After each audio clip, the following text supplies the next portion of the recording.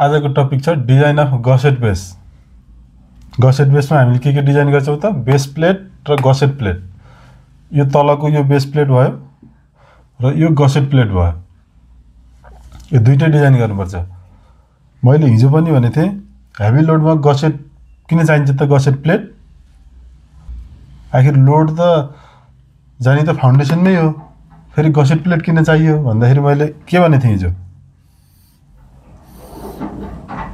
जस्तै यो कोलमलाई सिधै हामीले स्ल्याब बेसमा राख्यौं, तलतिर के छ त कङ्क्रिट फाउन्डेसन छ भने यो यदि यो लोड हेभी हो भने के हुन्छ त, यो हेभी लोड लागेको छ भने त, ठुलो लोड छ भने के हुन्छ त, यो प्लेट चाहिँ नि यसरी बाङ्गिन्छ भन्थे नि मैले हिजो। हाम्रो बेस प्लेट बाङ्गिन्छ भन्थे नि हो। यो बाङ्गिनलाई प्रिभेन्ट गर्नलाई हामीले गसेट प्लेट दिनुपर्छ है। यसको डिजाइन प्रोसिडर के छ त, यो चारवटा पोइन्ट चाहिँ सेम छ भनेको सुरुमा हामीलाई लोड दिएको हुन्छ, त्यो लोडबाट हामीले फ्याक्टर लोड निकाल्छौं, त्यसपछि कङ्क्रिटको ग्रेड क्वेशनमा दिन्छ अथवा दिएन भने हामीले मान्छौं। मानिसकेपछि के गर्छौं त बियरिङ स्ट्रेन्थ अफ कङ्क्रिट निकाल्छौं, त्यो भनेको 0.45 एफसीके हो।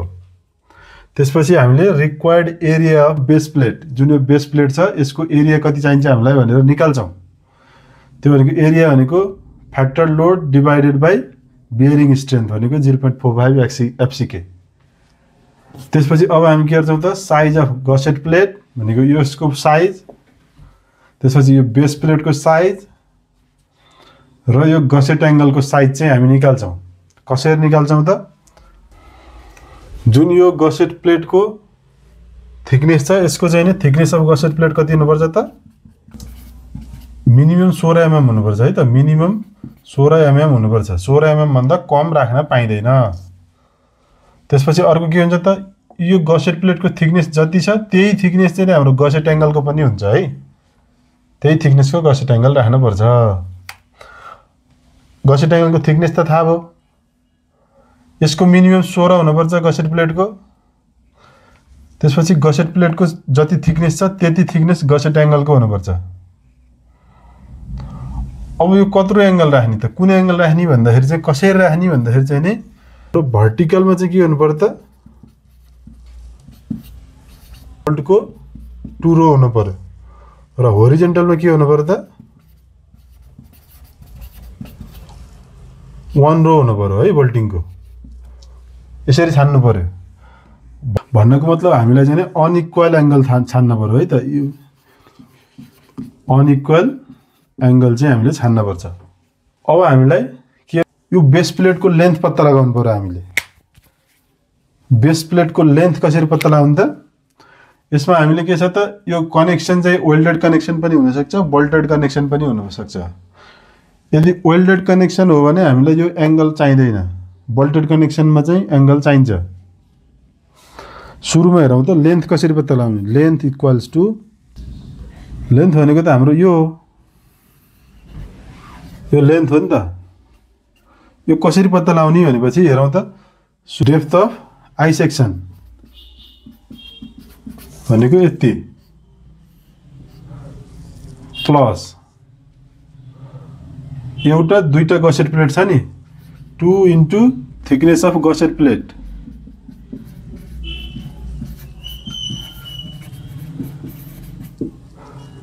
Plus 2 into leg length of angle plus overhang. यदि यो बोल्टेड कनेक्सन हो भने है,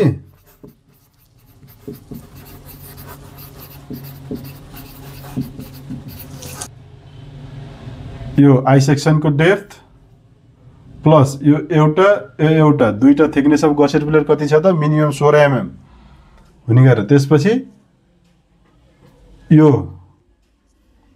लेग लेंथ कतिवटा छ, दुईटा छ नि, यो लेग लेंथ प्लस यो एउटा ओभरह्याङ दुईटा। अब यो ओभरह्याङ कति राख्ने त, ओभरह्याङ कति राख्ने भने हाम्रो depth of section 2 into thickness of gusset plate र 2 इन्टु लेग लेंथ गरिसकेपछि जति आउँछ नि त्यसलाई चाहिँ नि राउन्ड अफ गरिदिने। हाम्रो कति आयो 146 आयो भने हामीले यो 150 बनाउँछौँ नि त। भनेपछि 4 चाहिँ यता 2 यता 2 चाहिँ हामीले राखेर ओभरह्याङ निकाल्ने है, यो बोल्टेड कनेक्सनको लागि। त्यस्तै वेल्डेड कनेक्सनको लागि के गर्ने त, यो एंगल हामीलाई चाहिँदैन भन्नाले के हुन्छ त, depth of I section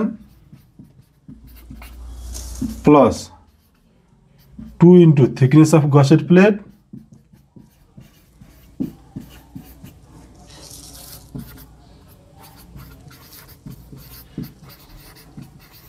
plus अब हामीलाई एंगल नचाहेपछि ओभरह्याङ। यो चाहिँ फर वेल्डेड कनेक्सनको लागि, ठीक छ। अब हाम्रो लेन्थ आयो, लेन्थ आइसकेपछि अब हामीलाई के चाहियो त, वाइड चाहियो नि। यो जुन वाइड छ यो साइडको, त्यो वाइड कसरी निकाल्ने त, अब हाम्रो वाइड कसरी निकाल्ने त, B equals to area divided by length गरेर वाइड निकाल्ने। हाम्रो लेन्थ आयो, ब्रेथ आयो, अब हामीले यसलाई राउन्ड अफ गरेर चाहिँ ए ड्यास निकाल्छौँ। ए ड्यास भनेको कति हुन्छ त, L into B. A dash भनेको एरिया प्रोभाइडेड है।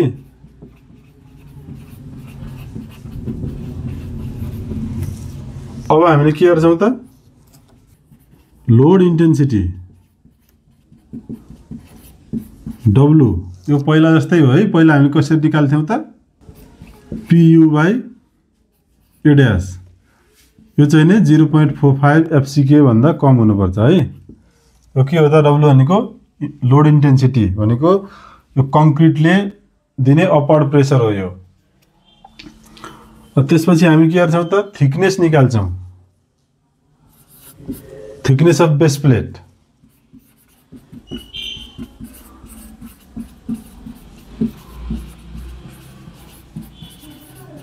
के निकाल्छौँ, यो कसरी निकाल्छौँ त, यो चाहिँ मोमेन्ट एट क्रिटिकल सेक्सन लिएर चाहिँ गर्छौँ है। क्रिटिकल सेक्सन भनेको यो फिगरको आधा फिगर मैले यता बनाएको छु, उता राइट साइडको मात्रै हेरौँ त।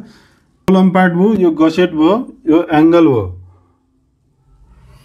यहाँबाट यता चाहिँ यति चाहिँ नि के छ त, के छ त, क्यान्टिलिभर जस्तो के छ नि यो। यसमा हेरौँ त, यसलाई हामीले क्रिटिकल सेक्सनको लेन्थ भन्छौँ है त। यसलाई सी भनौँ। यो कसरी निकाल्ने त, यो एंगल सेक्सन मात्रै हेरौँ त, ओभरह्याङ्गिङ त यहाँबाट सुरु भयो। यो भनेको कति हुन्छ त, यसको लेग लेन्थ एल ड्यास छ, यसको थिकनेस टी ड्यास छ भने यो कति हुने भयो त, L dash minus T dash हुने भयो नि त हैन। अब यसमा ओभरह्याङ्गिङ पार्ट पनि छ फेरि।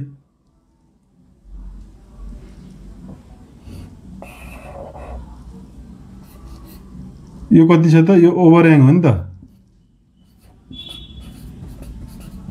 हैन। भनेको सी इक्वल्स टू के हुने रहेछ त, C equals to L dash minus T dash plus ओभरह्याङ।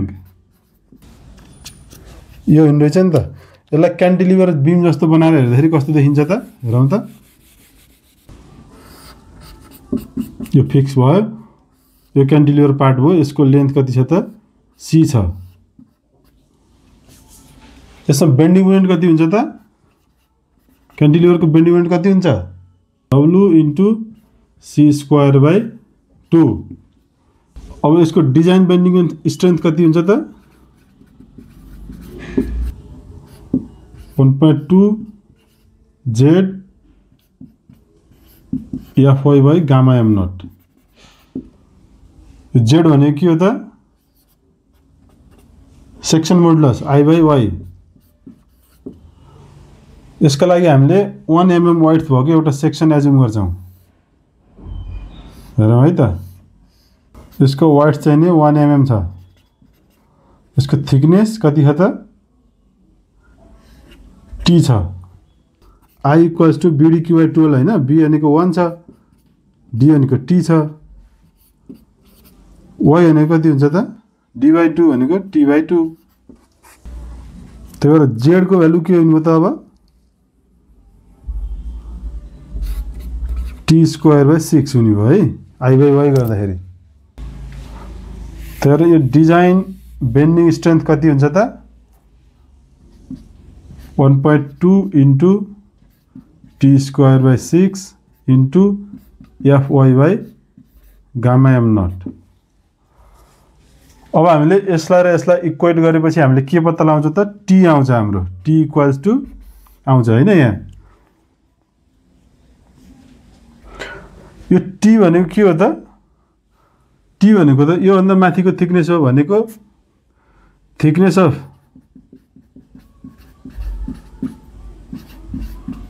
Angle plus thickness of base plate.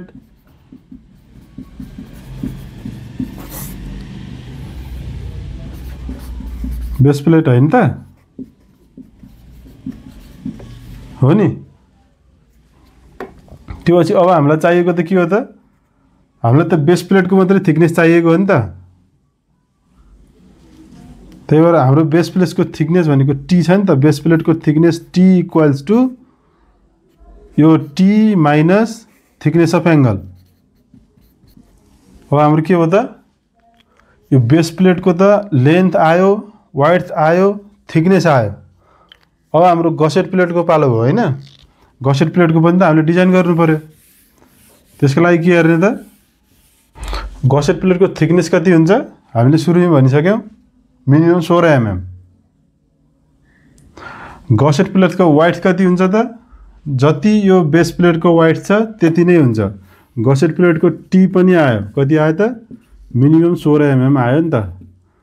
वाइड्थ कति आयो त गसेट प्लेटको to width of base plate. अब हामीले गसेट प्लेटको के निकाल्नु पर्यो त, हाइट निकाल्नु पर्यो h। तर हेरौँ त, height of gusset plate equals to